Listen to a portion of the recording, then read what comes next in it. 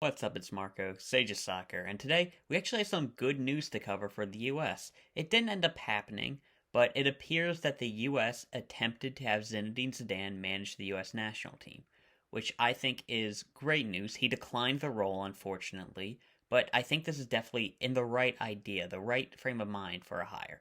Because I think Zinedine Zidane would have been a perfect manager for the international game.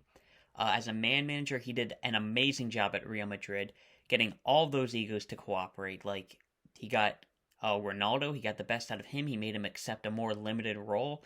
He got Karim Benzema to, again, sacrifice his stats to have the success of the team. And he even had a player like Gareth Bale, who's a superstar, be able to come off the bench and perform extremely well. Like, he did an amazing job with that team, and I feel like that goes a bit uncredited with just how well he managed that Real Madrid squad.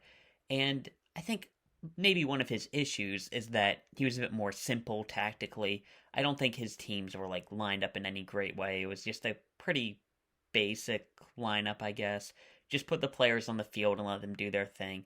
But on an international level, that's great. That is what you want because you don't have time with all these players. So you want somebody who has a more simple tactical mindset. But unfortunately, he declined the job. But despite us not having Zidane, I think it's very good for a multitude of reasons. The first is we are actually looking to replace Gregg Berhalter. I think that is something that has to be done. It would have had to be done no matter what. He just isn't good enough for this level. But especially after everything that's happened recently, it's good to want to get him out. But even more than that, I think it's really good that we're looking for a manager from abroad. A manager who has no previous connections with US soccer, which I think is really good for a lot of reasons. I'm going to go a bit deeper into it, but I understand that all managers have biases. Like, in my opinion, one of the best managers at the World Cup was Louis van Gaal with the Netherlands, and he had a huge bias for players from Ajax. So that's never that's never going to go away. You're always going to have managers who like their guys, who want to put their players in position to succeed, have disagreements, disagree with other guys, but I think it was a little bit too much with Gregg Berhalter, and it's really good that we're going to get away from it. Just to illustrate that, I want to talk a little bit about Berhalter and some things I've been thinking about since this whole Reina debacle has happened. And this is questioning his call ups.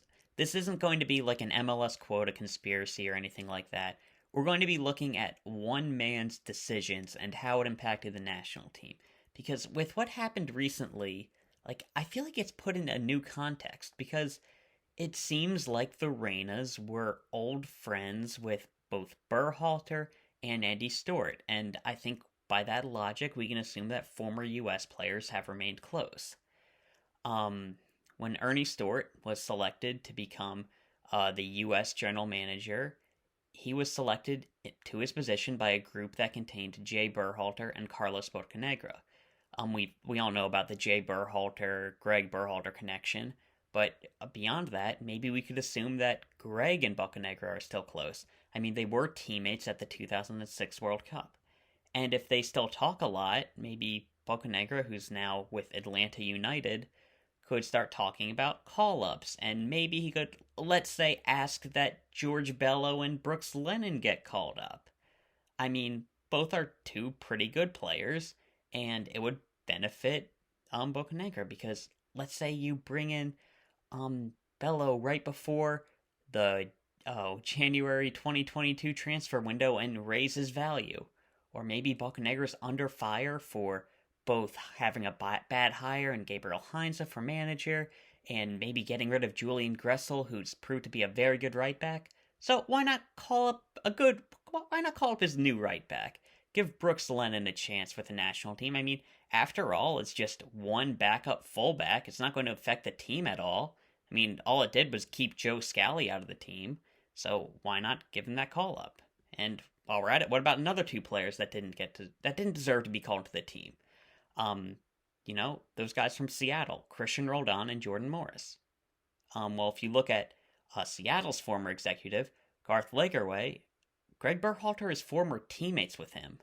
back in the early 90s in Carolina, where apparently a lot of stuff happened in the early 90s in Carolina, they were teammates together on the Raleigh Flyers while they were both in the offseason of their college game. Like, did he have anything to say to Gregg about national team selections?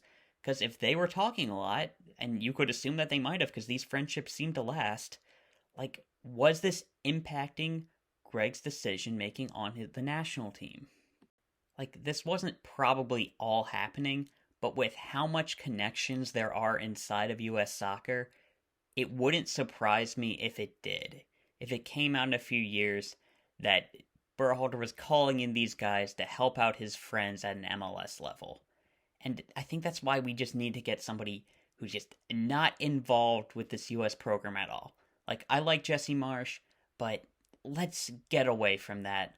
Let's try to have a clean slate going into 2026 because we've seen this. We've tried it before. Berhalter wasn't up for the job, and I think that was the best that group had to offer. Like, I don't think anybody else from inside of US soccer is going to be doing this good of a job. And like, again, like, this isn't like an MLS quota conspiracy.